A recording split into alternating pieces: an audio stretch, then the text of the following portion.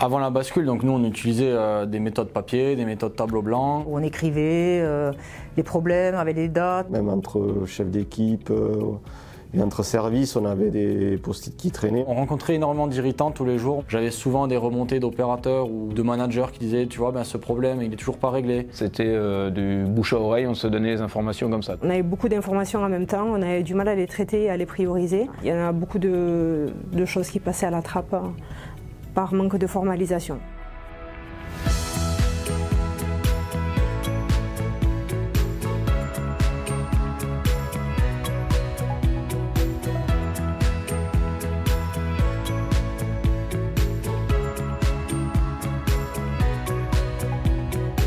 Alors pourquoi une bascule digitale aujourd'hui? L'enjeu c'est en 3-4 semaines d'être capable de découvrir comment le digital au XXIe siècle fait des gains de performance. Avec les autres startups, on a créé la bascule digitale pour tout site qui voulait avoir un ROI très rapide sur ses opérations. Premier jour, on se met d'accord sur les 2-3 briques digitales qui vont faire des gains et développer de l'usage. Et ensuite, on démontre l'usage, l'impact que ça a. Au bout de 2 semaines, le terrain et les opérationnels voient un changement concret dans leur quotidien. La bascule digitale, c'est donner la possibilité et l'opportunité aux usines de mettre fin à des outils qui existent depuis plus de 15-20 ans pour gagner en efficacité sur le terrain, mais aussi pour les fonctions support et en productivité organisationnelle grâce au numérique. En 3-4 semaines, vous prenez quelques briques de solutions SaaS, c'est-à-dire des solutions sans investissement, qui se débloquent par abonnement, donc aucun engagement. Et vos équipes opérationnelles regagnent de l'usage. On sait tous qu'aujourd'hui, il y a l'ERP en général et beaucoup d'Excel autour. Demain, il y a des solutions bien appréhendées, de l'usage qui se développe. On a opté pour des logiciels de gestion de problèmes, des logiciels de gestion de compétences et de gestion de plans de charge, d'améliorer les compétences de nos managers, de leur apporter un outil qui leur permet d'être plus efficaces dans la résolution de problèmes, d'apporter quelque chose pour lier un petit peu tous nos services, que ce soit support ou production, de rendre visible surtout tous nos problèmes. On a configuré la solution en reprenant le mode d'organisation actuel et les différentes équipes du site de production. C'est-à-dire qu'on a fait des sessions de formation qui ont permis d'inclure toutes les personnes du site. Et dès le lendemain, les équipes ont pu organiser leur routine d'audit, leurs rituels, leurs animations à intervalles courtes, commencer à faire de la résolution de problèmes en utilisant la solution de manière tout à fait naturelle.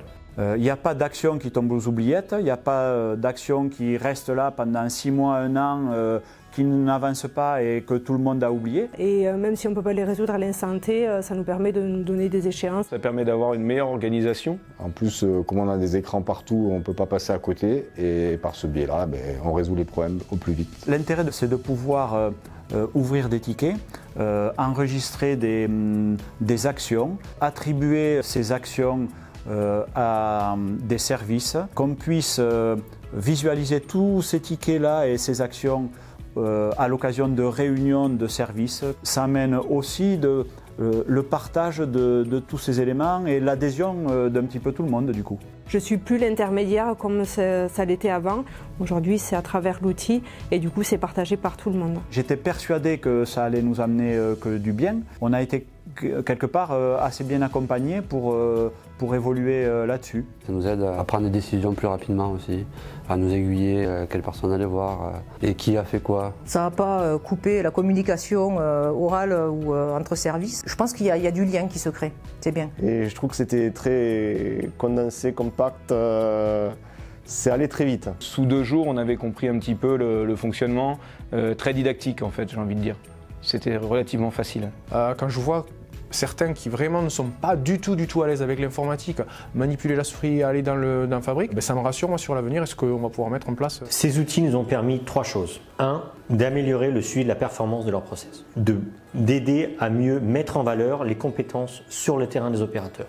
Et 3, d'avoir un pilotage de la planification beaucoup plus précis. C'est une mutation totale du rôle et de ce que ça veut dire de travailler dans une usine.